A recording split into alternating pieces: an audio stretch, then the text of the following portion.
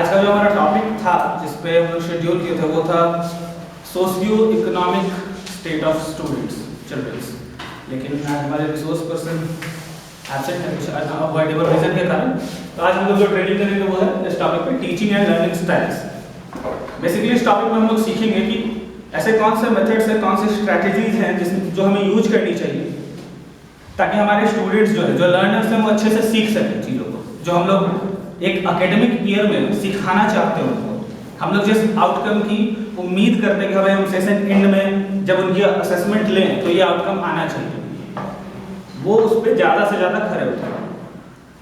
साथ ही साथ learning style, जैसा कि पिछले जो ट्रेनिंग्स हैं उनमें हम लोग ये बार बार सुन रहे हैं कि टीचर्स को भी एज अ लर्नर एक्ट करना होगा। हमें भी हर वक्त कुछ ना कुछ सीखना है। कुछ बच्चे से हम लोग सीखेंगे, कुछ अपने कलीग्स से सीखेंगे, कुछ हमारे सीनियर्स होंगे वो हमें कुछ सिखाएंगे। तो हमें भी किस तरीके से करना है, कितने टाइप के लर्नर्स होते हैं, कितने टाइप की लर्निंग स्ट्रैटेजी होती हैं, ये सारी चीज़ें हम लोग इसमें डिसाइड करेंगे, सब सारी चीज़ें डिस्कस करेंगे। तो सबसे पहले समझ लेते हैं कि लर्निंग स्टाइल क्या होता है। एक जो सबसे बड़ा टॉपिक आता है, सबसे इंपॉर्टेंट टॉपिक है, वो है लर्निंग स्टाइल।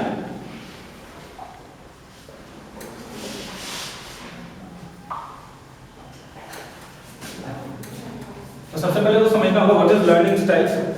लर्निंग स्टाइल में बेसिकली ये एक मेथड है जिसके थ्रू हम लोग अपने स्टूडेंट्स को वो सारी चीज़ें सिखा पाते हैं जो हम लोग अपने सब्जेक्ट में, अपने सिलेबस के अकॉर्डिंग सिखाना चाहते हैं। और ये learning style person to person change करता है, एज अ टीचर भी, एज अ लर्नर भी। जो बच्चे सीखने आते हैं उन सभी का स्ट्रैटेजी सेम नहीं होता, सभी का लर्निंग स्टाइल सेम नहीं होता। ऐसा नहीं कि सभी बच्चे एक स्पीड में सीख ले या एक तरीके से आप समझा रहे हो तो वो सीख लें। इसको डिवाइड किया गया है, जो लर्नर्स की कैटेगरी है, जो लर्न करते हैं उनको 3 कैटेगरी है। पहले है विजुअल लर्नर्स। ये कौन से लर्नर्स है? ये वो लर्नर्स है जो विजुअल चीजों पे ज्यादा यकीन कर पाते हैं। वो जब चीजों को देखेंगे तो वो ज्यादा अच्छे से सीखेंगे। इसके बाद आते हैं ऑडिटरी लर्नर्स।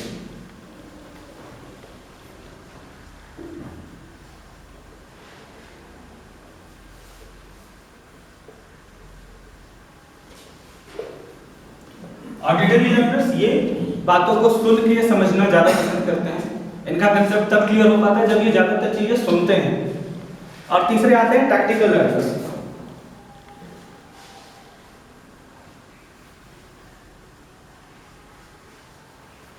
ये वो स्टूडेंट्स हैं जो एक्टिविटी में इन्वॉल्व होना चाहते हैं। आई थिंक स्पेलिंग रॉन्ग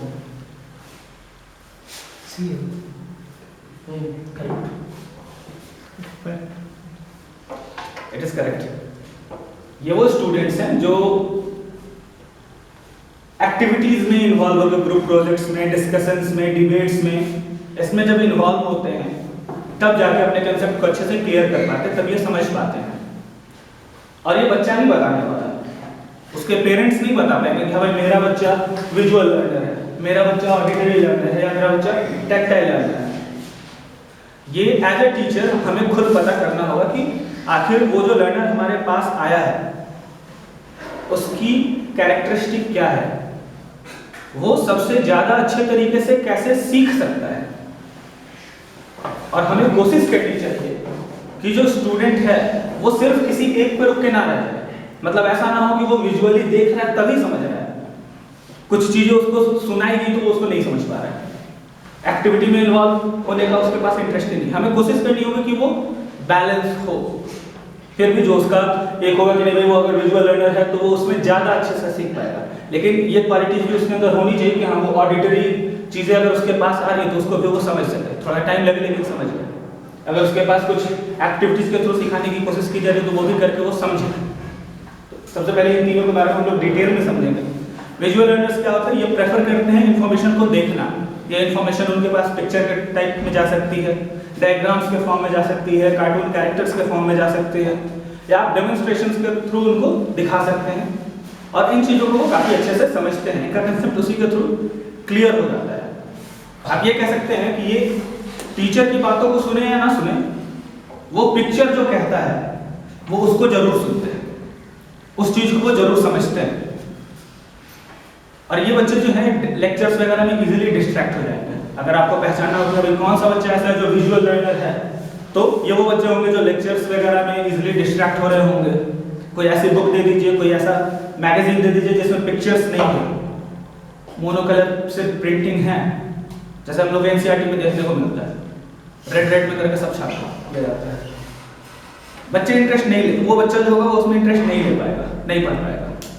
उसको दीजिए कलरफुल बुक्स दीजिए, काफ़ी सारे डायग्राम्स बने हुए हैं, इनोवेटिव तरीके से उसमें पिक्चराइज किया गया है चीज़ों को, वो उसको काफ़ी इंटरेस्ट लेकर पढ़ेगा और समझेगा। तो ये कैरेक्टरिस्टिक होती है विजुअल लर्नर्स की, ये देखना चाहते हैं। आप इनको दिखाइए, देखेंगे, सीखेंगे, समझेंगे। और ऐसा नहीं कि सिर्फ एकेडमिक चीज़ों में ऐसा होगा, ये इनके जनरल लाइफ में होगा। खाना बनाने के लिए उनको प्रैक्टिस का जरूरत नहीं पड़ेगा, बेसिक चीज़ें सीखने के लिए वो देख देख के सीखेंगे। हम मम्मी कैसे बना रही है, बाइक चलाना है तो वो देख देख के सीख लेंगे। हाँ, जो बेसिक चीज़ें हैं कि हाँ पहले क्लच दबाना है, फिर एक्सीलरेटर देना है, फिर वो जब प्रैक्टिस में आएंगे तो थोड़ी सी प्रैक्टिस के बाद वो एक्सेल कर देंगे उस चीज़ को। इसके बाद जो हमारा सेकंड है लर्नर, वो है ऑडिटरी लर्नर। ये सुनना पसंद करते हैं, ये लेक्चर्स वगैरह को काफ़ी इजीली ऑब्जॉर्व कर सकते हैं, क्योंकि इनको पसंद है सुनना। इनको आप सुनाते रहिए, सुनते रहेंगे, समझते रहेंगे, उन चीज़ों को अच्छे से कंसेप्चुअलाइज करते रहेंगे, याद करते रहेंगे, ठीक है। और ये नोट्स वगैरह को लेकर केयरफुल नहीं होंगे, इनको चीज़ें समझ आ रही होंगी, चीज़ें याद होंगी, लेकिन ये नोट्स को लेकर केयरफुल नहीं होंगे, आपकी लिखी हुई चीज़ों को लेकर केयरफुल नहीं होंगे। हो सकता है कि आप कोई लाइन उसको पढ़ाएं हैं बच्चों को, उसको वो याद हो, लेकिन कुछ बुक में क्या है वो देखा ही नहीं, क्योंकि उसको पढ़ना पसंद नहीं है, उसको सुनना पसंद है, वो सुन रहा है, सुन के समझ रहा है। ऐसे बच्चे ज़्यादातर देखिएगा वो आई कॉन्टैक्ट्स से बचना चाहते हैं, अपने दोस्तों के साथ आई कांटेक्ट नहीं रखना चाहेंगे, टीचर्स के साथ आई कांटेक्ट नहीं रखेंगे, ये सुनना पसंद करेंगे। और हमें बच्चे मिलते हैं ऐसे, जो लास्ट वन है टैक्टाइल लर्नर, मिले या ना मिले, ये दोनों मिल जाते हैं, काफ़ी ज़्यादा मात्रा में मिलते हैं। कुछ वो बच्चे जो सुन के समझ रहे हैं, कुछ वो बच्चे जो देख के समझ रहे हैं। ये जो बच्चे हैं ऑडिटरी लर्नर्स, इनको म्यूजिक पसंद होता है। ये चाहते हैं कि जब ये पढ़ रहे हैं या वैसे कोई भी काम कर रहे हैं जिसमें कंसंट्रेशन की ज़रूरत है, तो ये एक हल्की म्यूजिक को बैकग्राउंड में पसंद करते हैं, जो कि उनको हेल्प करती है कंसंट्रेट करने में। कभी कभार ये बच्चे खुद से भी पढ़ सकते हैं। अब देखिए कोई बच्चा खुद से चिल्ला चिल्ला कर रीडिंग लगा रहा है, ये कैरेक्टरिस्टिक है कि वो बच्चा ऑडिटरी लर्नर है। कुछ बच्चे होते हैं चुपचाप बस देख रहे हैं पिक्चर को, क्या तो वो पढ़ रहे हैं, तो वो बच्चे विजुअल लर्नर है, वो देख रहे हैं उस चीज़ को, देख कर कैच कर रहे हैं उस चीज़ को। जो बच्चा चिल्ला चिल्ला कर खुद से पढ़ रहा है वो ऑडिटरी लर्नर है। और तीसरे ये आते हैं टैक्टाइल लर्नर्स, ये एक्टिव पार्टिसिपेंट माने जाते हैं किसी भी ग्रुप में, क्योंकि ये इन्वॉल्व होते हैं फिजिकल एक्टिविटीज में। ये टीचर से रिक्वेस्ट करते रहेंगे, सर हमको प्रोजेक्ट दे दीजिए, मैथ वर्क कराइए, प्रैक्टिकल कराइए। ये चीज़ों को देखना चाहेंगे। उनको अगर आप पढ़ा रहे हैं ज्योग्राफी तो उनको चाहिए ग्लोब, वो टच करेंगे, देखना चाहेंगे कि कंट्री कहाँ है, वो उस जगह पे जाना चाहेंगे, एक्टिविटीज में इन्वॉल्व होना चाहेंगे। वैसे ट्रेडिशनल लेक्चर सिचुएशंस में ये बोर हो सकते हैं, या फिर अगर हम लोग बात करें कि पहले तो ये चीज़ें थी नहीं, उनको नहीं दिखाया जा सकता, डेमोन्स्ट्रेट नहीं किया जा सकता, तो वैसे बच्चे उसको लिखना पसंद करेंगे या डायग्राम बना के उसको रखना पसंद करेंगे अपने पास, ताकि उनको लगे कि हाँ वो एक्टिविटीज में इन्वॉल्व हुए हैं, उन चीज़ों के बारे में अच्छे से सुने हैं, उससे जुड़ी कहानियाँ सुनना पसंद करेंगे।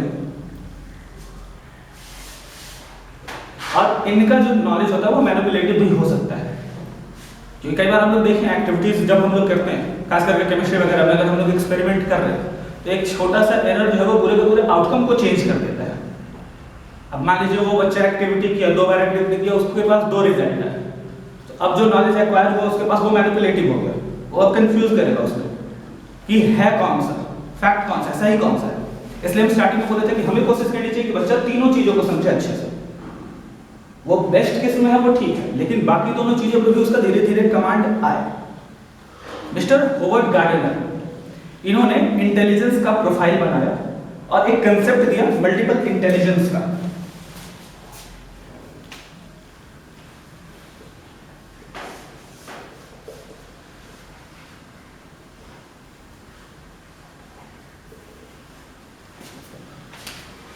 और ये चीज़ हम कहना चाहेंगे कि मतलब जिन्होंने भी किया अच्छी बात है, लेकिन हमारी सोसाइटी में ये था जी।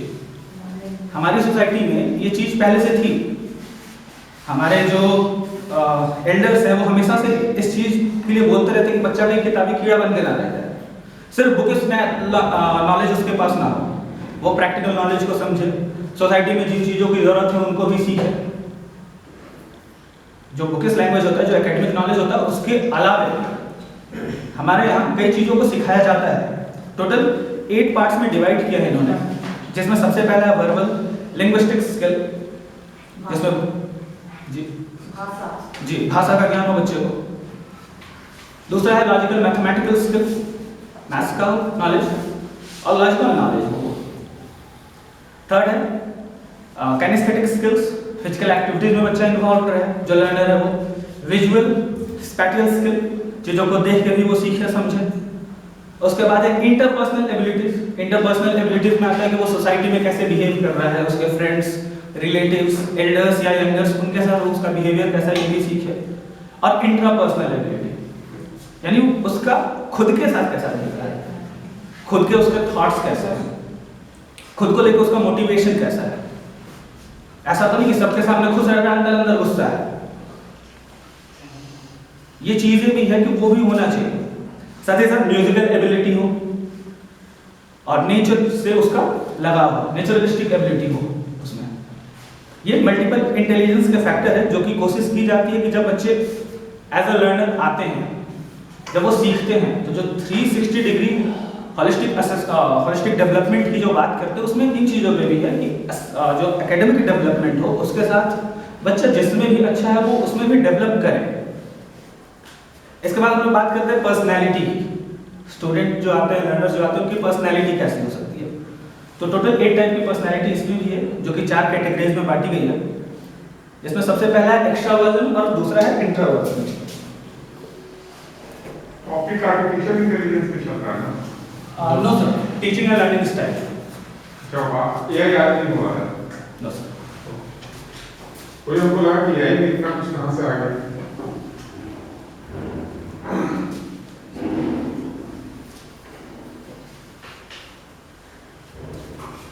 एक्स्ट्रावर्जन और इंट्रोवर्जन के बारे में आप समझते हैं, एक्स्ट्रोवर्ट और इंट्रोवर्ट को लेकर। एक्स्ट्रोवर्ट्स के बारे में जानते हैं आप? कोई बता सकते हैं एक्स्ट्रोवर्ट कौन होता है? जो ओवर एक्सप्रेसिव है और जो बाहरी लोगों से जल्दी घुल जाते हैं। जी, ये वो लर्नर्स हैं जो अपनी सोसाइटी के साथ, उनके आसपास जो भी लोग होंगे उनसे काफ़ी जल्दी घुल मिल जाएंगे, अपनी सारी बातें उनसे शेयर कर लेंगे। और ऐसे बच्चे जनरली टीचर से भी डरते नहीं, ये टीचर से भी जो भी बातें होंगी वो करेंगे। ग्रुप प्रोजेक्ट्स वगैरह आप उनको देंगे तो वो इन्वॉल्व होंगे उसमें और काफ़ी एक्टिवली इन्वॉल्व होंगे, उन चीज़ों को सीखेंगे। और इसका ठीक उल्टा होता है इंट्रोवर्जन। ये बच्चे अकेले रहना पसंद करते हैं, ये खुद में खोए रहेंगे, टीचर से ज़्यादा बात नहीं करेंगे, अपने फ्रेंड से ज़्यादा बात नहीं करेंगे। इनको ग्रुप प्रोजेक्ट की जगह इंडिविजुअल प्रोजेक्ट ज़्यादा पसंद होगा, किसी भी ग्रुप एक्टिविटी की जगह, टीम एक्टिविटी की जगह उसको इंडिविजुअल एक्टिविटी ज़्यादा पसंद होगी। उसके बाद दूसरे सेंसर्स एंड इंस्टीट्यूटर्स।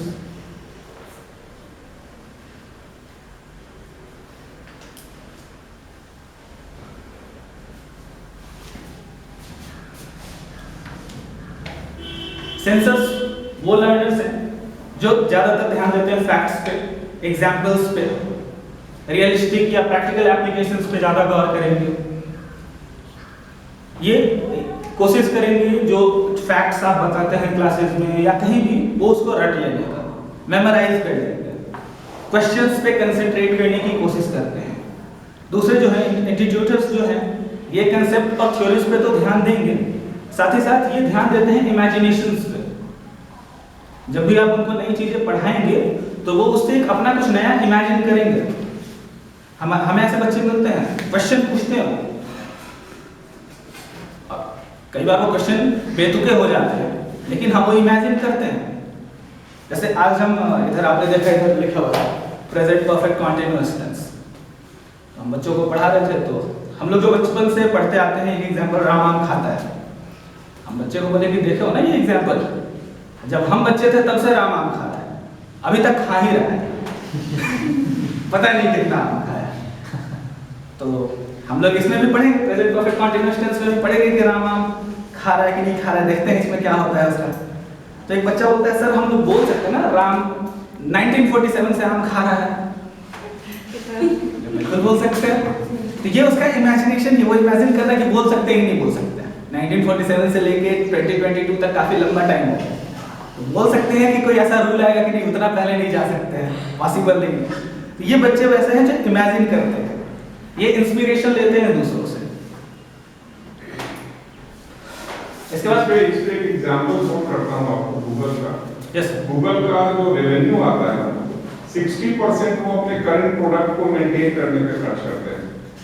20% जो उनके प्रोडक्ट आप जितने भी यूज करते हो, जीमेल यूज करते हो, यूट्यूब यूज करते हो, जीपीएस यूज करते हो, जो भी करते हो उसका नेक्स्ट वर्जन डेवलप करने के लिए नेक्स्ट 20% रेवेन्यू खर्च करते हैं।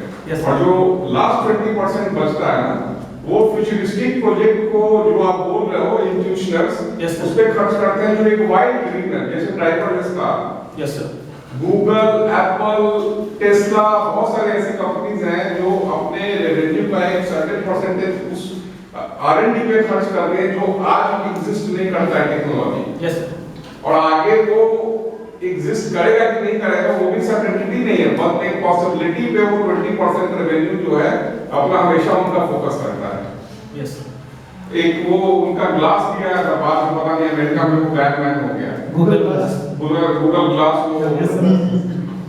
मतलब उसका रिपरकशंस बहुत था। Yes, तो इस तरह की टेक्नोलॉजी पे गूगल हमेशा 20% अपना खर्च करता है। इवन एप्पल वगैरह जो भी जो टेक जायंट है वो उनका चलता रहता है 20% 10% रेवेन्यू। यस, ये जो क्वालिटीज हैं ये आपको सोसाइटी से कैसे बच्चे रिलेट होते हैं ये बेसिकली उससे कनेक्ट करता है। ये जो है सेंसर्स एंड इंस्टीट्यूशंस, ये इंफॉर्मेशन प्रोसेसिंग को लेकर है। बच्चे किस तरीके से इंफॉर्मेशन को प्रोसेस कर रहे हैं, किस तरीके से उसको समझ रहे हैं, उसको लेके ये दो कैटेगरी बनाई गई है। थर्ड इसको कैटेगरी डील कैसे करेंगे इंस्टीट्यूशंस को एज ए टीचर, कैसे क्या उनका अप्रोच होगा वो भी तो जानना जरूरी है ना। सर जो बच्चे मान लीजिए अपने आप में हैं जो इंडिविजुअल प्रोजेक्ट करना चाहते हैं, जो क्वेश्चन पूछते नहीं, प्रॉब्लम्स आपको भी पता है, Yes. जो हम पढ़ाए हैं इसको तो जरूर कंफ्यूजन होगा, बिल्कुल। लेकिन वो पूछेगा नहीं मुझसे, तो हाउ टू टैकल दैट। इसमें तो सबसे पहले ये करना होगा सर कि इनको बैलेंस करना होगा। अब ऐसा बच्चा है जो सिर्फ इमेजिन ही कर रहा है, फैक्ट पे ध्यान ही नहीं दे रहा होगा, तो बच्चे को कहा जाता है वो कच्ची मिट्टी है, हम लोग जैसे ढालेंगे वो ढलेंगे। हमें धीरे धीरे उनको समझाना होगा कि ठीक है, उनका इमेजिनेशन करना सही है, इमेजिन करने के लिए उनको नहीं रोकना है, वो इमेजिन करें लेकिन फैक्ट्स वगैरह को लेके जो डाउट्स हैं उनको क्लियर करते रहें। और इसके लिए जैसे हमारे कॉम्पिटेंसी बेस्ड एजुकेशन में था कि डर को निकालना होगा। बच्चा टीचर से डरे नहीं लेकिन रिस्पेक्ट करे, क्वेश्चंस वगैरह उनसे पूछे। जैसे ये है एक्सट्रोवर्ट इंट्रोवर्ट, बच्चा जो इंट्रोवर्ट होगा वो टीचर से क्वेश्चन नहीं पूछेगा, जो एक्सट्रोवर्ट होगा वो पूछेगा जरूर लेकिन वो काम का क्वेश्चन नहीं पूछेगा। हमें उसको बनाना है एम्बिवर्ट, वो समझे कब बात करनी है, क्या बात करनी है, उसके दिमाग में ये रहे। हमें आगे चल के इसमें पढ़ना है कि बच्चों के दिमाग में ये डालना होगा कि जो इंस्ट्रक्टर्स हैं, जो टीचर्स हैं वो इंसान हैं, आप उनसे बात कर सकते हैं, आप उनसे क्वेश्चंस पूछ सकते हैं। तो ये चीजें हमें बच्चों के मन में डालनी होगी। कभी डर के कारण और कभी शर्म के कारण नहीं पूछते हैं कि मेरा मजाक बन जाएगा क्लास में अगर कई बार होता कुछ है। गलत पूछ लिया तो।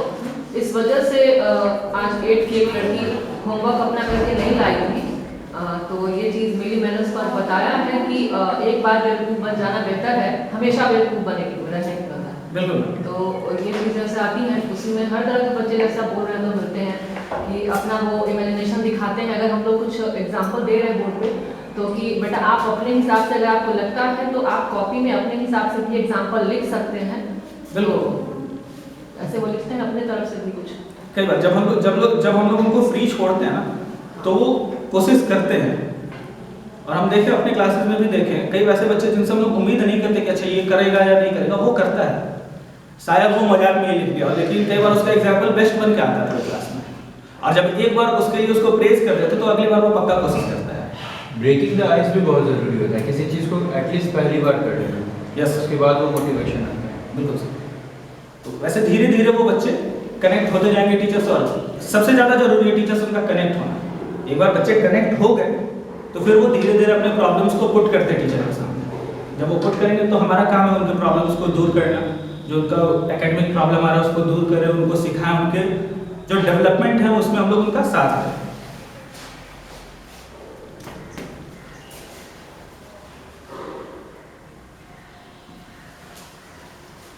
अब डिसीजन मेकिंग में आते हैं दो तरीके के लर्नर्स, जो थिंकिंग पे ज़्यादा फोकस करते हैं और दूसरे जो अपनी फीलिंग पे ज़्यादा ध्यान देते हैं। जो स्टूडेंट्स, जो लर्नर्स अपनी थिंकिंग पे ज़्यादा ध्यान देते हैं, ये लॉजिक पे ज़्यादा जाते हैं, एनालिसिस करते हैं, एनालाइज करते हैं चीज़ों को और उसके अकॉर्डिंग वो अपना डिसीजन लेते हैं। ये ऑब्जेक्टिव फीडबैक पे भी ज़्यादा ध्यान देते हैं, साथ ही साथ इन पे प्रेशर होता है सक्सेस का, क्योंकि ये काफ़ी लॉजिकल है। ये प्रेशर लेते हैं हमारे जो ज़्यादातर हमारे यहाँ बच्चे आते हैं जो काफ़ी अच्छे होते हैं पढ़ने लिखने में, देखते हैं हम लोग वो प्रेशर में रहते हैं। एक एग्जाम खत्म होगा, दूसरे एग्जाम के प्रेशर में आ गए, अगला एग्जाम कब है अभी बता दीजिए नंबर हमको ज़्यादा लाना है। हमको अभी तैयार करना स्टार्ट करना है। फीलर्स जो है ये इतना नहीं सोचते, ये इमोशंस और लॉजिक दोनों पे बैलेंस करते हैं, ज़्यादा अपने इमोशंस पे फोकस करते हैं, रिलेशनशिप्स पे ज़्यादा ध्यान देते हैं। जब भी इनको डिसीजन लेना होता है तो ये ध्यान देते हैं कि रिलेशनशिप पे क्या असर पड़ेगा।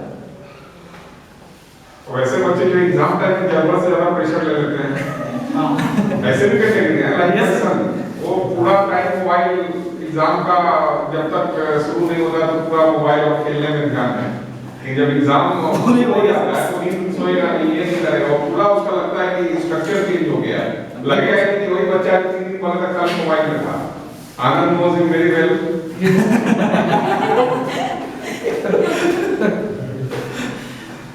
यही चीज़ है, हमें इनको बैलेंस करना है। ये जो भी लिखे जा रहे हैं ये एक्सट्रीम्स हैं, in between we have to save them. Yes sir, हमें उनको इन बिटवीन लेके आना है कि आपको ना तो इधर रहना ना उधर रहना, बीच में वो बैलेंस जरूरी है उनके साथ। नहीं एक्चुअली क्या होता है ना सर, ये ह्यूमन नेचर है। कुछ बच्चे होते हैं जिनको एक्सट्रीम्स ही पसंद होता है, अगर वो एंजॉय कर रहे हैं तो एंजॉय भी एक्सट्रीम करेंगे, और अगर पढ़ रहे हैं तो पढ़ाई भी एक्सट्रीम करेंगे। वो बीच वाली चीज़ उन्हें पसंद नहीं होती है, ये भी कर लिए वो भी कर लिए। एक है भी ना FOMO concept, fear of missing out, वो लास्ट में वो भी डेवलप होने लगता है। बिल्कुल, बिल्कुल। ब्रेन वो कि I will miss out. Yes अगर किसी का टॉप 10 पोजीशन है तो लगता है कि भाई I will miss that category, वो प्रेशर आने लगता है। हां, लास्ट में फियर ऑफ मिसिंग आउट भी जो है ना वो वर्क करता है थोड़ा सा। ये बच्चे जो जो फीलिंग्स पे ज़्यादा ध्यान देते हैं, ये पॉजिटिव फीडबैक्स को ज़्यादा सुनते हैं, निगेटिव फीडबैक्स पे इनका ध्यान ज़्यादा नहीं है। इंडिविजुअल रिकॉग्निशन पे ये ज़्यादा ध्यान देते हैं। तो हमें ये करना है कि थिंकर्स को में थोड़ी सी क्वालिटी फीलिंग वाली डालनी है, फीलिंग वाली में है उनमें थोड़ी सी थिंकर वाली डालनी है। यहाँ आपको प्रेशर लेना है, आउटकम्स के बारे में समझना है, अपने डेवलपमेंट को लेकर भी थोड़ा सा टेंशन लेना है, और ऐसा नहीं कि सिर्फ आप वही कर, बैलेंस करना है उन चीज़ों को। इसके बाद जो लास्ट है वो है जजमेंट।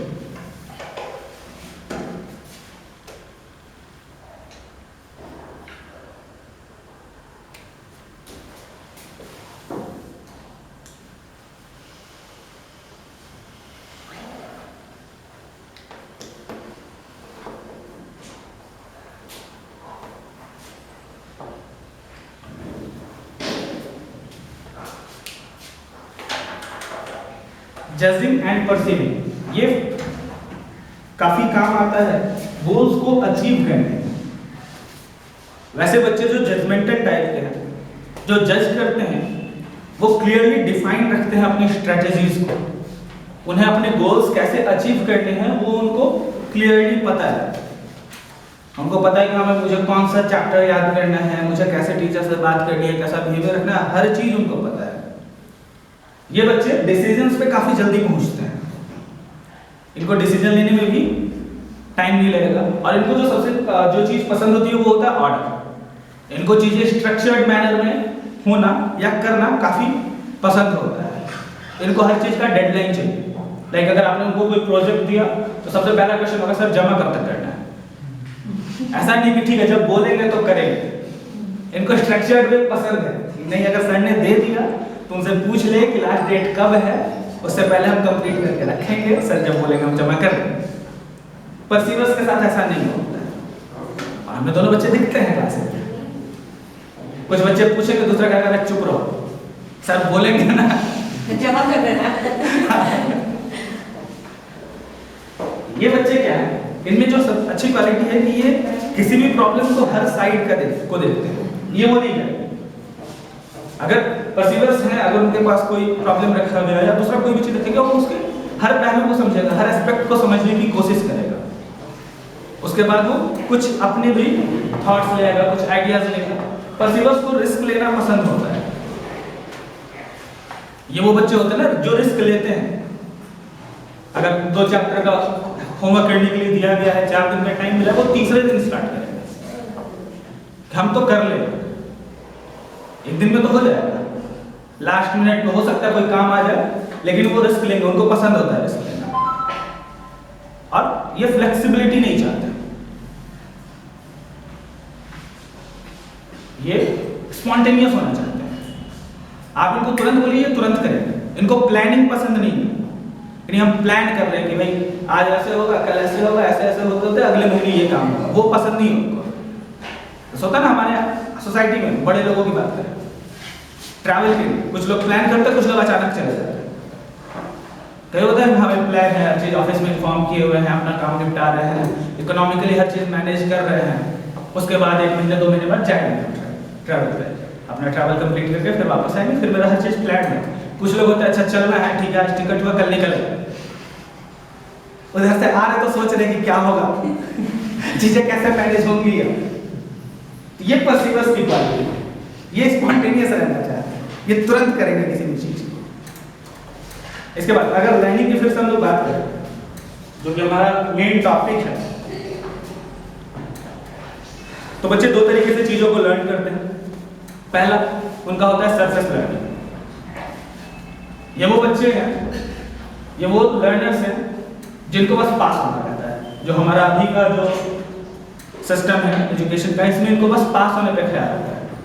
एग्जाम पेपर देखते ही क्वेश्चन आता है, सर पासिंग मार्क्स क्या है, चैप्टर स्टार्ट हो गया है, इसमें पहले पूछा सर इसमें इंपॉर्टेंट टॉपिक कौन सा है, हम बस उसी को पढ़ लेते, बाकी छोड़ो। ये वही है जो कहते हैं कि राम को ही अभी आम खिला रहे हैं, जो और दूसरे किसी को नहीं खिला रहे हैं। जो संज्ञा अगर हम पढ़ रहे हैं तो उसमें वो राम का ही नाम लेंगे, अपना नाम तो नहीं ले सकते। ये बच्चे काफी जल्दी में रहते हैं, इनको कोई भी चैप्टर स्टार्ट हुआ तो कंप्लीट करना है। जैसे साइंस में कई सारे चैप्टर्स हैं जो काफी लंबे चलते हैं, कार्बन एंड इट्स कंपाउंड्स। हम एक जगह पढ़ा रहे थे, हमको लगता है हम 2 वीक तक वो चैप्टर चलाए थे, 2 जगह पढ़ा रहे थे।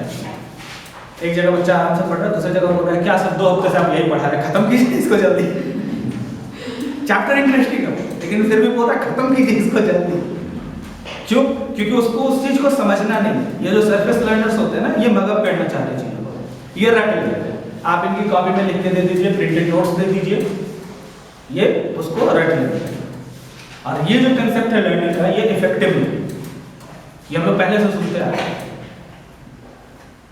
मेरे पापा कहते थे रटन थे भूल जाइएगा, समझिए। आपको के समय में वही होता था सर, प्रोफेसर सब लोग नोट देते थे कार्बन कॉपी करके। मैम ये आज से नहीं है रोड मेथड, आप रविन्द्रनाथ टैगोर का ये उठा के पढ़ लीजिए। उन्होंने कहा था कि नेचर के बीच में रहते ही हम बच्चों को ज्यादा अच्छे से सिखा सकते हैं। हाँ बिल्कुल। लेकिन वो सब वही है कि किताबी बातें ही रह जाती हैं बन के, हम लोग इसको धरातल तो नहीं ले आते, नहीं ले पाते हैं। ये जो सरफेस लर्निंग है, ये स्टूडेंट्स का एक रिस्क बिजनेस है। ये जो काम करते हैं ये काफी रिस्की है। सबसे पहला तो किसी भी टॉपिक को, किसी भी चैप्टर को अच्छे से पढ़ नहीं पाएंगे, अच्छे से समझ नहीं पाएंगे, उसका कंसेप्ट वो क्लियर नहीं कर पाएंगे। दूसरा, वो जो चीजें याद भी कर रहे हैं, रट रहे हैं, वो भी भूलने वाले हैं। तो क्या होगा, अगर स्कूल से आगे बढ़ते हैं, कॉलेज में जाते हैं, जिस टाइप का सक्सेस वो उम्मीद करते हैं वो नहीं मिलेगा, और एक बार वहां नहीं मिला तो फिर चीजें जो है वो लैक करती जाती हैं। दूसरे जो आते हैं वो है डीप लर्नर्स। इनको पसंद होता है, आप किसी भी टॉपिक में जाइएगा, किसी भी टॉपिक को स्टार्ट कीजिएगा तो वो उसमें काफी डीपली जाएंगे। आप रुकना तो चाहते हैं, फिर भी वो पूछेंगे आपसे क्वेश्चंस, पूछते जाएंगे। आप उनको बोलेंगे नहीं आपके सिलेबस में, फिर भी बता दीजिए ना सर, सीख लेंगे, अच्छा होता है, ज्ञान तो अच्छा रिसर्च हो। ऐसे बच्चे मिलते हैं हम लोग। हाँ, वो पूछते सर बता दीजिए ना, कोई दिक्कत नहीं, अभी टाइम नहीं है। वो आपको पूरा मोटिवेट करेंगे कि बता देना चाहिए। नहीं, और कभी इंटरेस्टेड होंगे तो फिर आगे क्या होता है फर्दर ये भी कंटिन्यू करना चाहते हैं। हाँ, कई बार पीरियड्स खत्म हो गए, बच्चे इंटरेस्ट में हैं, छोड़िए ना, सर को बोल दीजिए आज आप पढ़ाइएगा, उसको सुनना है, उसको अच्छा लग रहा है। फिर वहाँ मैटर नहीं करता आप क्या पढ़ रहे हैं, साइंस पढ़ा रहे हैं, SST पढ़ा रहे हैं। जनरली जो सब्जेक्ट बोर करते हैं कई बार वो डीप लर्नर्स के लिए काफ़ी इंटरेस्टिंग हो जाता है, वो उसको इंटरेस्ट लेकर सुनने लगता है, चीज़ों को समझने लगता है। और ऐसे बच्चों का गोल भी डिफाइन होता है, इनको पता है कि हाँ हम ये चैप्टर स्टार्ट करेंगे ना, ये चैप्टर पढ़ेंगे तो हमको कहाँ तक पढ़ना है, कोर्स मटेरियल जो है, जो टॉपिक्स है ये क्लियर होती है, इनको पूछने की जरूरत नहीं पड़ती सर इंपॉर्टेंट टॉपिक कौन कौन से, इनको पता होता है। क्यों? क्योंकि ये खुद से पढ़ते हैं, सेल्फ रीडिंग पे ध्यान देते हैं। कई बच्चे ऐसे होते हैं उनको पता होता है, क्लास में जाइएगा उनसे पूछेगा कौन सा चैप्टर पढ़ना है, 2-4 बच्चे ही जवाब देते हैं, क्योंकि वही वो बच्चे हैं जो डीप लर्नर्स हैं। एक्चुअली ये वो बच्चे हैं जो घर से पढ़ के आए हैं, पता करके आए हैं कि हाँ इसमें इंपॉर्टेंट टॉपिक क्या है, सर क्या क्या पढ़ाने वाले हैं, हमको क्या समझना है, कहाँ डाउट होगा। यार हम इंग्लिश से बात कर रहे हैं, प्रेजेंट परफेक्ट टेंस लिखना, डेफिनेशन लिखिए कि जो काम कंप्लीट हो गया उसके लिए, हम बस इतना ही लिखें, जो काम कंप्लीट हो गया उसके लिए प्रेजेंट परफेक्ट टेंस। बच्चा बोला होगा सर, कोई डाउट नहीं? No sir. बोले होना तो चाहिए, बोले होना चाहिए, पूछो सोचो, कोई तो डाउट होना चाहिए। बच्चा बोलता सर स्ट्रक्चर नहीं लिखाया, बोले वो तो लिखाएंगे लिखवाएंगे, जहाँ तक लिखवाएं है वहाँ तक में डाउट पूछो ना, होना चाहिए। हम एक ही लाइन लिखे लेकिन ये लाइन काफी डाउट क्रिएट करता है, सोचो कौन सा डाउट होगा। एक बच्चा पूछा सर काम अगर कंप्लीट हो जाए तो पास्ट टेंस क्यों नहीं है, प्रेजेंट परफेक्ट टेंस है। ये वो बच्चे हैं जो ध्यान दे रहे हैं और ये बच्चे इंजॉय करते हैं, जो प्रोसेस ऑफ लर्निंग होती है, धीरे धीरे धीरे धीरे चीजों को समझना है, वो समझते हैं उन चीजों को एंजॉय करते हैं, अपनी थिंकिंग स्किल को डेवलप करते हैं इसके साथ। वो जैसे जैसे पढ़ते जाएंगे, जैसे जैसे आगे बढ़ते जाएंगे, उनकी थिंकिंग स्किल जो है वो डेवलप होती जाएगी। और इसमें हमें ये करना होता है ना कि हमें तो पता चल जाता है एक वक्त के साथ कि कौन सा बच्चा सरफेस लर्नर है या कौन सा बच्चा डीप लर्नर है। एक्चुअली इसमें भी वैरायटी है, कई बार कई बच्चे किसी सब्जेक्ट में या किसी टॉपिक में सरफेस लर्नर्स और डीप लर्नर्स बन जाते हैं। एक ही चैप्टर का एक टॉपिक उसको इंटरेस्ट नहीं कर पाएगा, दूसरे टॉपिक में काफी इंटरेस्टेड होगा, वो उसको पढ़ना चाहेगा, उसमें काफी अच्छे से जानना चाहेगा चीजों को। हमें बच्चों को सिखाना चाहिए कि वो अपना लर्निंग स्टाइल टेस्ट कैसे कर सकते हैं, उनको कैसे पता चले कि वो किस तरीके के लर्निंग है, उनको क्या पसंद है। उसके लिए आप उनसे पूछ सकते हैं, या ये हमारे लिए भी, हमें भी नहीं पता होगा एक्चुअली हम लोग किस टाइप के लर्नर्स हैं। हम लोग उनसे सिंपल सा क्वेश्चन पूछ सकते हैं। सबसे पहला तो क्या फैक्ट्स को याद करना अच्छा लगता है, फैक्ट्स को समझना अच्छा लगता है, क्योंकि ये एक सबसे बेसिक नीड है जो किसी भी टाइप का लर्नर हो उसके लिए चाहिए। लर्नर लर्न करने के लिए रेडी होना चाहिए। फिर आगे बढ़ते हैं हम लोग, क्या उसको डिस्कशन पसंद है या वो खुद से चीजों को करना चाहता है। अगर डिस्कशन पसंद है वो एक एक्टिव लर्नर बनता है, डीप लर्नर बनता है। अगर खुद से ही चीजों को करना चाहता है तो फिर वो सरफेस लर्नर बनेगा या सरफेस लर्नर है। क्या पसंद है? लेक्चर पसंद है, पेयरिंग पसंद है, ग्रुपिंग पसंद है। लेक्चर पसंद है तो फिर वो इंट्रोवर्ट होगा, लेक्चर पसंद है तो फिर वो ऑडिटरी लर्नर होगा। लेकिन अगर उसको ग्रुप प्रोजेक्ट्स पसंद है, ग्रुप वर्क्स पसंद है तो फिर वो टैक्टाइल लर्नर, काइनेस्थेटिक लर्नर जिसपे हम लोग कहते हैं वो होगा। उसे क्या पसंद है? थ्योरीज या हैंड्स ऑन एक्टिविटीज, प्रैक्टिकल्स पसंद है। थ्योरीज पसंद है यानी उसको लिखना सुनना ही अच्छा लगता है। अगर प्रैक्टिकल्स पसंद है यानी वो उन चीजों को करके देखना चाहता है, टैक्टाइल लर्नर बनना चाहता है, टैक्टाइल लर्नर है। और ये एनालिसिस जरूरी है ताकि स्टूडेंट्स समझ पाए, क्योंकि जैसे जैसे वो बड़े होते हैं ना, टीचर्स बच्चों पे उतना ध्यान नहीं देते। इसलिए जो किंडरगार्टन के बच्चे होते हैं उनके टीचर को मदर टीचर कहा जाता है। माँ अपने बच्चों का सबसे ज्यादा ख्याल रखती है, वो टीचर भी अपने उन बच्चों का सबसे ज्यादा ख्याल रखते हैं। फिर वो बच्चे जैसे जैसे आगे बढ़ते जाते हैं, पहले टीचर्स आते हैं, फिर मेंटर्स आते हैं, फिर प्रोफेसर्स आ जाते हैं। जैसे जैसे लेवल बढ़ता है टीचर्स बच्चों पे ध्यान देना कम करने लगते हैं, क्योंकि टीचर ये समझने लगते हैं कि बच्चा कुछ ना कुछ तो अपने बारे में समझ रहा है, कुछ ना कुछ तो सोच रहा है। जैसे हम लोग पीटते हैं, 4, 5, 6 क्लास के बच्चों को पीट देंगे होमवर्क नहीं बनाएंगे, 10th वाले को नहीं पीटते, डांटेंगे, बेइज्जत कर देंगे, छोड़ देंगे। तो बोल देंगे बोर्ड एग्जाम में तुम ही समझोगा। 11-12 वालों को तो वो भी नहीं बोलते। ग्रेजुएशन वाले से प्रोफेसर पूछते नहीं कि होमवर्क बनाए हो कि नहीं बनाए हो, एग्जाम दिए हो कि नहीं दिए हो, दोगे तो मार्क्स मिलेगा, नहीं दोगे तो फेल। क्योंकि हम उनके दिमाग में ये आता है कि अब ये उतना बड़ा हो गया कि अपने बारे में सोचे, अपने बारे में समझे। सबसे पहले बच्चे को यही समझ में आना चाहिए कि वो किस तरीके का लर्नर है भी कि नहीं, वो पढ़ना चाहता भी है कि नहीं। कई बच्चे ऐसे होते हैं जो डर से आ रहे हैं। एक स्टूडेंट, एक बच्ची हाई स्कूल में कभी होमवर्क नहीं बनाती है, पीटने बैठने में बनाएगी होमवर्क। उससे एक दिन पूछा कि पढ़ने का मन करता है कि नहीं, तो नहीं। तो फिर क्यों आते हो, घर पे जाओ, मत पढ़ो, नहीं पढ़ना है तो पापा मारते हैं, नहीं पढ़ते तो। मतलब बस ये एक रीजन है, बाकी और कुछ नहीं कि दोस्त पढ़ने आती है या भाई पढ़ता है, बहन पढ़ती है, तो नहीं सर हमको नहीं मन करता है। पापा मारते हैं, स्कूल आते हैं तो नहीं पढ़ते, तो बोलते हैं कि हमको नहीं पढ़ना, तो पीटने लगते हैं इसलिए पढ़ते हैं। जजमेंट अपना उसका बहुत क्लियर है। उसका जजमेंट क्लियर है कि हमको नहीं पढ़ना है। तो ये चीज उनको जानना चाहिए। साथ ही साथ जो हम सबसे पहले बोले कि हमें स्टूडेंट्स को, लर्नर्स को मोटिवेट करना होगा तो वो इन तीनों चीजों में इन्वॉल्व हो। विजुअल लर्नर्स वाली क्वालिटी भी हो, ऑडिटरी लर्नर्स वाली क्वालिटी भी हो, टेक्टाइल लर्नर वाली क्वालिटी भी हो। कहने का मतलब बच्चा सुन के भी चीज़ों को समझे, देख के भी समझे और प्रैक्टिस करके भी समझे। ऐसा नहीं कि उसको सिर्फ सुनना है, करना कुछ नहीं, देखना कुछ नहीं। जो ऐप्स डेवलप हो रहे हैं आजकल, नॉवेल्स कोई पढ़ने का जरूरत नहीं है, कहानी की तरह सुन लो आप हेडफोन लगा के, है ना। पॉकेट एफएम वगैरह करके कई सारे ऐप्स, ये स्पेशली उन्हीं के लिए डेवलप हो रहा है। ऑडिटरी लर्नर्स, इनको वही पसंद है। विजुअल लर्नर्स के लिए तो मूवीज पहले से आ रही है, नॉवेल्स में कर दिया जाता है चीज। बायोग्राफी अब कोई नहीं पढ़ता, इसलिए बायोपिक्स बन रही है क्योंकि अब ये auditory learner, sorry visual learners बन रहे हैं। उनको देख के सीख लेना है, बस देख के जान लेना है और उसी को सच मान लेना है। उसके बाद स्ट्रेंथ्स को डेवलप करना होगा, लर्निंग स्टाइल। लाइक स्टूडेंट का जो लर्निंग स्टाइल है वो उसको यूज करे। अगर बच्चे को पता चल गया कि हमें हम विजुअल लर्नर हैं, तो अपने घर पे वैसी चीजें तैयार करें। फॉर्मूला नहीं याद कर पा रहा, लिख ले, क्योंकि विजुअल लर्नर ही है वो उसको बार बार देख देख के याद कर लेगा। ऑडिटरी लर्नर है, आंसर्स को ही बोल के हेडफोन में लगा के सुन, तुमको उसी से याद होने वाला है। वो उस चीज को प्रैक्टिस करे जिस चीज में वो एक्सपर्ट है, जिस लर्निंग एबिलिटी में वो अच्छा है, उस चीज को वो प्रैक्टिस करे। खैर उसको मेहनत तो करना ही होगा, जो भी उसके टॉपिक्स हैं उसमें उसको हार्डर एंड हार्डर प्रैक्टिस करना होगा। बच्चे को फ्लेक्सिबल और एडेप्टेबल भी होना चाहिए। बच्चा रेडी हो नई चीज़ों को सीखने के लिए, नई चीज़ों को समझने के लिए, और टीचर उसको ग्रो कराना ही चाहते हैं, तो वो उसको टीचर्स के जैसे बताए जाते हैं वैसे वो ग्रो करने के लिए भी तैयार है। ऐसा नहीं कि काफ़ी इजीली वो सेटिस्फाई हो गया कि नहीं बस हो गया, जैसे ज़्यादातर बच्चे हो जाते हैं।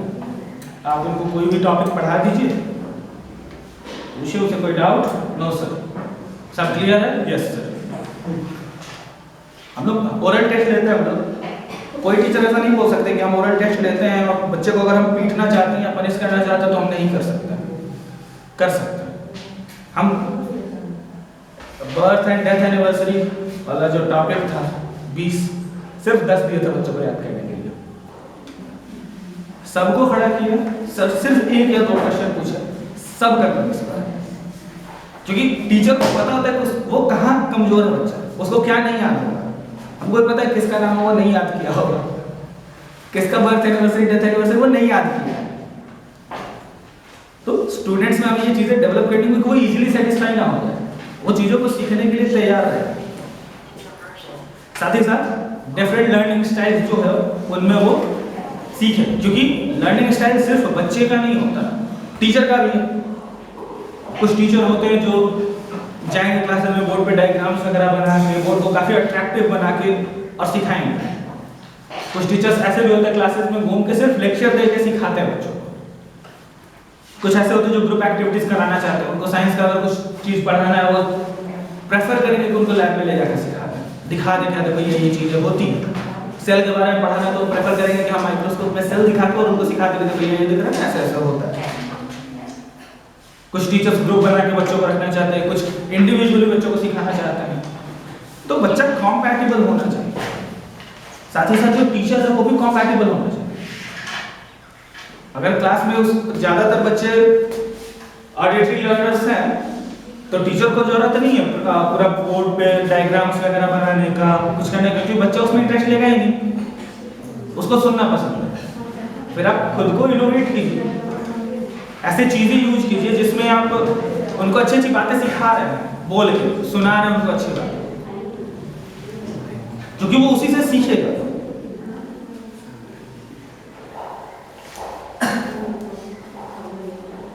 साथ ही साथ जैसे सर थे तो पूछ रहे थे क्या होना चाहिए, सबसे पहले तो एक बेनिफिशियल एंड पॉजिटिव रिलेशन होना चाहिए लर्नर का इंस्ट्रक्टर के साथ।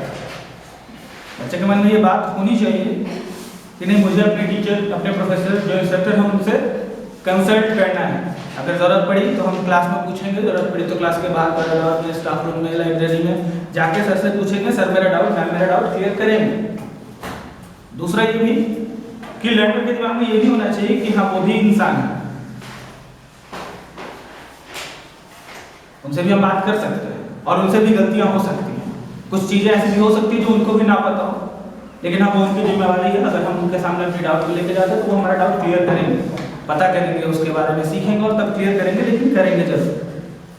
साथ ही साथ रिलेशंस बनाना काफी जरूरी है। बिल्कुल, हम उसी पे आ रहे थे, रिलेशनशिप डेवलप करना होगा।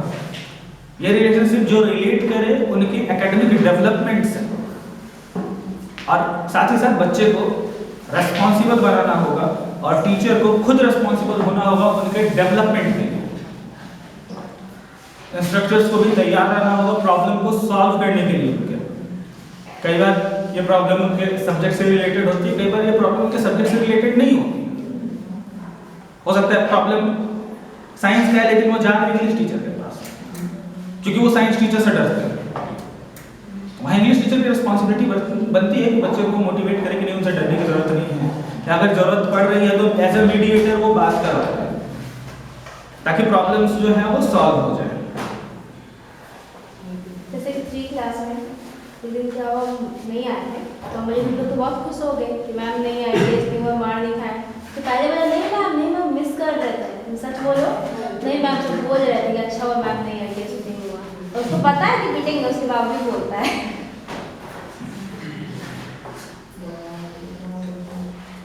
यही चीज कहा जाता है कि लर्नर्स को, स्टूडेंट्स को ये बताना चाहिए कि वो जो सीख रहे हैं वो उसको समझें अच्छे से, और एक बार क्रॉस चेक अगर वो कर पा रहे हैं तो करें, और क्रॉस चेक करने के लिए वो अपने सोर्सेज का यूज करें। ऐसा नहीं कि एक इंस्ट्रक्टर ने कुछ सिखाया फिर दूसरे इंस्ट्रक्टर के पास जा रहे हैं उनसे सीख रहे हैं। अपने सोर्सेज लाइक बुक रीडिंग करें, गूगल सर्च करें कि हाँ भाई जो हम सीखें वो सही सीखें ना, या पूरा सीख लिया या छूट गया। और बुक रीडिंग मेरे ख्याल से इनफ होता है, जो उनकी कोर्स बुक होती है वो अगर उसको पढ़ें ही अच्छे से, टॉपिक्स को एक बार अच्छे से देख ले तो समझ में आ जाएगा कि हाँ चीज़ें सही हैं। कई बार बुक्स में भी कंफ्यूजिंग चीज़ें दी गई होती हैं सर, तो इसीलिए बच्चों को ये बोला जाता है कि या तो अपने सब्जेक्टिव टीचर से या आप किसी और रेफरेंस बुक से या कहीं से भी, मतलब 3-4 जगह अलग अलग जगहों से आप उसको वेरीफाई करेंगे कि हाँ जो है वो सही है।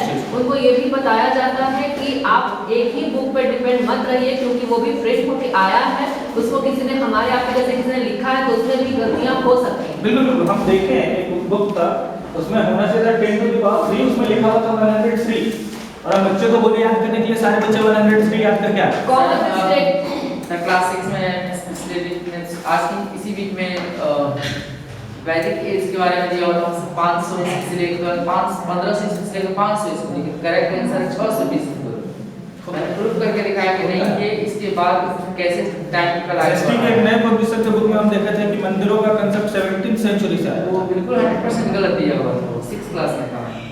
बच्चा काफी कॉन्फिडेंट था उस बुक को लेकर। सर हिंदी व्याकरण की बुक में दिया गया है कि हिंदी हमारी राष्ट्रभाषा है, जबकि हिंदी हमारी राजभाषा है। इस चीज को लेके मेरी एक किन्हीं से और मतलब आर्गुमेंट भी हुई थी। मैंने कहा कि राष्ट्रभाषा जो कि पूरे देश में बोली जाती है, बच्चा कंफ्यूज है तो ये हमारी रिस्पॉन्सिबिलिटी है कि हम बच्चे का डाउट क्लियर करें, ना कि उसको हम उस गलत चीज के साथ छोड़ दें उसको कि नहीं बेटा ये सही लिखा गया है, ये राष्ट्रभाषा है। तो ये यहाँ कॉन्सेप्ट ये भी बहुत बच्चों में था, जो कि अब धीरे धीरे जाके दूर हो रहा है। ये बच्चों में नहीं मैम, हमको लगता है ना कि आधे से ज्यादा इंडियंस के अंदर हो रही चीज। हाँ ये भी पता ही नहीं कि हिंदी नेशनल लैंग्वेज बुक से वो पढ़ रहे हैं, उसमें देख रहे हैं कि इसमें लिखा हुआ है कि राष्ट्रभाषा है, उसी इसलिए ये कहा गया है कि अगर इंस्ट्रक्टर ने कुछ गलत बता दिया, हो सकता है इंस्ट्रक्टर कंफर्म ना हो, उन्होंने बुक का रेफरेंस लेके बता दिया, बुक है तो सही है। कई बार होता है ऐसा कि हम कोई चीज़ नहीं जान रहे, बच्चा पूछ लिया तो बुक का हम रेफरेंस लिया और बता दिया। अगर बच्चा उस चीज़ को देखता है बाद में कि नहीं सर ने तो गलत बता दिया, मैम ने गलत बता दिया, तो सबसे पहले उसे उस इंस्ट्रक्टर से कंसल्ट करना चाहिए कि सर या मैम आपने ये चीज़ गलत बता दी था। अगर फिर भी वो अपनी चीज़ों को ना सुधारे, सबसे पहले तो यहाँ कहा जाता है कि इंस्ट्रक्टर को लर्नर होना है, तो अगर वो चीज़ गलत है तो उन्हें एक्सेप्ट करना होगा। इंग्लिश में सॉरी वर्ड दिया गया है, काफ़ी अच्छा वर्ड है। आपने अगर अपनी गलती एक्सेप्ट किया, आप काफ़ी इजीली एक्सेप्ट, गलती कर रहे हो काफ़ी इजीली उसको एक्सेप्ट कीजिए और उस चीज़ को सुधारिए। अगर नहीं कर रहे हैं तो फिर जो ऑफर्ड पर्सन्स हैं उस इंस्टीट्यूशंस के जो हेड हैं, बच्चे उनके पास जा सकते हैं अपने प्रॉब्लम्स को लेके या इंस्ट्रक्टर के कंप्लेंट्स को लेके। उसके बाद फिर सबसे लास्ट में आता है कि जो इंस्टीट्यूशन है उन्हें भी ध्यान देना चाहिए कि जो उनके बच्चे हैं और जो उनके टीचर्स हैं उनके बीच का जो रिलेशनशिप हो एक हेल्दी रिलेशनशिप हो, जहाँ दोनों को फायदा पहुंच रहा हो। बच्चे सीखना एंजॉय कर रहे हैं, टीचर सिखाना एंजॉय कर रहे हैं। ऐसा नहीं कि बच्चों को लग रहा है कि बर्डन है, ये तो होता ना कई पीरियड्स ऐसे होते हैं, पता चलता है कि इनका है बस उनकी एनर्जी डाउन, अब तो सर है, अब तो मैं नहीं। ये मेरे क्लास में होता है, कुछ क्लासेस कि अब तो आएंगे पूछेंगे पीटेंगे। भाई कुछ क्लासेस है कि भाई सर का है एंजॉय करता है, सर तो अच्छे से पढ़ाएंगे। आनंद सर का क्लास स्टार्ट किए, जनरली होता है ना चलो ध्यान बोले चलो बच्चों, होता है क्लास इंग्लिश की दुनिया में। तो इंग्लिश की दुनिया में कौन सा सर? टेंस। तो शहर मोहल्ला कौन सा सर? तो प्रेजेंट पास्ट और फ्यूचर में चलेंगे हम लोग। घर कौन सा? अब वो पूरा का पूरा फ्लोचार्ट बना दिए, बच्चा खुश भी है, वो याद भी करेंगे। हम अगले ही दिन उनसे पूछे सब याद करेंगे क्योंकि वो तो घूम रहा है ना उधर, तो शहर मोहल्ला और घर याद कर रहा है उधर से, वो ऐसे ही समझ रहा है चीज़। आज खुद बोल रहा है सर अगले बार किसके घर में चल रहा है? हम लोग इसके बाद चलेंगे हम लोग बॉयज के यहाँ, वहाँ भी घूम के आएंगे, हम लोग सीख के आएंगे। बोला सर किचन कब खुलेगा? किचन में नहीं जा रहे सर, बोले टेस्ट के बाद खुलेगा। मार्क्स ले आओगे तो शाबाशी खाना, नहीं तो लड्डू खाना और मार भी खाना। किचन तो एक साथ खुलेगा सबका टेस्ट के बाद। और सबसे लास्ट में यही कि हमें जो एक गोल रखना है वो ये कि जो हमारे बच्चे हैं वो सीखें, ज़्यादा से ज़्यादा सीखें। जैसे जो हमारा लेसन प्लान बनता है, हम लोग चाहते हैं कि बच्चे ये चीज़ें सीख लें। बुक में हम लोग अगर देखें तो बुक ही बना देते हैं लेसन प्लान, जो पब्लिशर्स होते हैं वो बुक के आगे बनाते हैं कि हमें इस चैप्टर में आपको ये चीज़ें बतानी है और ये लर्निंग आउटकम होना चाहिए, बच्चा ये सीख जाए। सारे बच्चे वो चीज़ें नहीं सीखेंगे, लेकिन हमें कोशिश करनी चाहिए कि ज़्यादा से ज़्यादा स्टूडेंट्स जिनको हम लोग पढ़ा रहे हैं वो उन चीज़ों को सीखें। जो कुछ नहीं भी सीख पा रहे हैं वो क्लोज है, उनको बस थोड़ी काउंसलिंग की जरूरत है और वो चीज़ों को सीख समझ जाए। आज के लिए इस टॉपिक में इतना, थैंक यू।